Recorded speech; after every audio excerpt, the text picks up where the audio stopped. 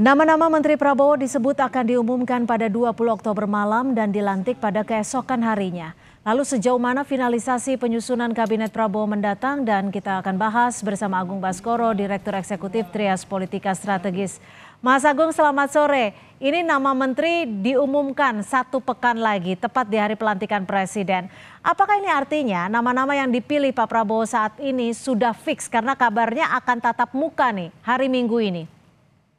Iya, kalau secara personal maupun institusional Mbak Cynthia, sebenarnya nama-nama itu sudah ada, sudah dikantongi, bahkan hari ini katanya ya, tadi juga dikonfirmasi sama teman-teman beberapa media, bahwa dipanggil ya, apakah itu di Hambalang atau di Kertanegara, tapi yang jelas nama-nama itu sudah di plot, sudah ada gitu, bahkan sampai pada level yang saya dengar wakil menteri Mbak Cynthia. Mhm, Nah, mhm. jadi wakil-wakil menteri juga pendamping menteri-menteri itu juga sudah ada. Jadi ketika 20 Oktober nanti saat pelantikan presiden ya nama-nama yang diumumkan bisa jadi termasuk wakil menterinya juga.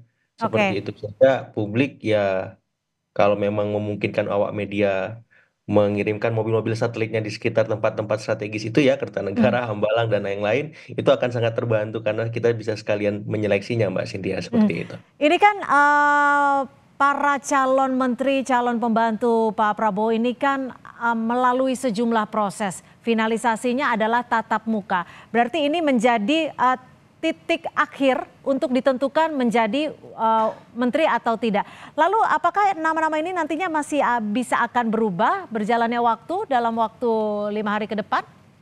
Masih sangat mungkin bahkan di masa Pak Jokowi menteri yang sudah memakai ya kemeja putih dan celana bahan hitam aja bisa berubah Mbak Cynthia. Sudah berada di istana waktu itu. Mhm. Ada dua kejadian ya, bahkan wakil presiden juga pernah demikian sehingga sampai nanti dilantik semuanya masih dinamis. Apalagi kalau yang saya dapat informasinya pemanggilan itu termasuk bagian fit and proper test juga.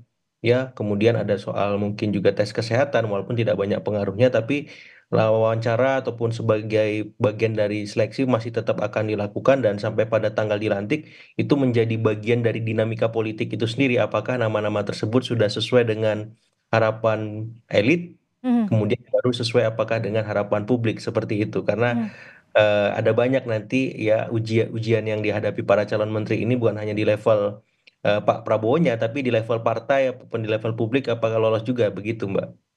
Mhm. Nah, ini kan ada kabarnya memang ada penyerahan biodata, profiling, fit and proper test, Ya. finalisasi yang sampai akhirnya nanti akan bertatap muka langsung dengan Pak Prabowo untuk ditentukan apakah akan menjadi menteri ataupun wakil menterinya. Lalu faktor-faktor apa saja yang setidaknya masih berdinamika untuk kedepannya nanti? Ya, saya kira ada banyak latar menteri yang kemungkinan bakal dipertimbangkan Pak Prabowo ketika kemudian hari ini ada pemanggilan ya. Dan beberapa latar itu bisa termasuk di dalamnya dari partai-partai pengusung koalisi ya, yang tadi ada banyak sekali, termasuk PKB, Nasdem, kemudian PKS yang bergabung di belakang hari di luar 9 partai resmi Koalisi Indonesia Maju ya. Kemudian ada dari arahan ya orang-orangnya Pak Jokowi yang sekarang menjabat sebagai menterinya yang Hmm, kemudian kemarin sempat di-spill juga oleh Pak Prabowo dalam beberapa acara bahwa ada beberapa menteri yang oke di masa Pak Jokowi akan dilibatkan kembali. hmm, Yang kedua, yang ketiga adalah para relawan, Mbak Cynthia. Relawan-relawan Pak Prabowo bahkan beririsan dengan relawan Pak Jokowi itu juga ada kemungkinan dilibatkan juga sebagai menteri ataupun calon menteri. Kemudian ormas-ormas ya, apakah itu Muhammadiyah, apakah itu Nahdlatul Ulama, ataupun ormas-ormas kepemudaan, kemasyarakatan lainnya seperti itu.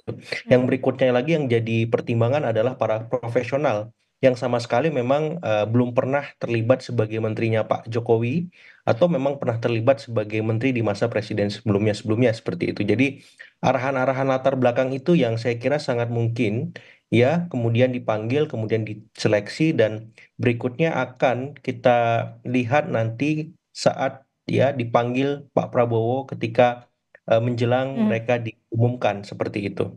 Oke, Jadi arahan-arahan itu yang saya kira patut kita lihat apakah memang sudah sesuai dengan harapan publik ya ya, dan kemudian dinamikanya akan lebih banyak di level elit politik, Mbak Cynthia. Apakah mereka ini akan punya masalah nggak? Apakah mereka disuka nggak sama ya. partai-partai kita seperti Oke, itu? kita nantikan nanti kabarnya di H-5 susunan Kabinet Prabowo sudah selesai.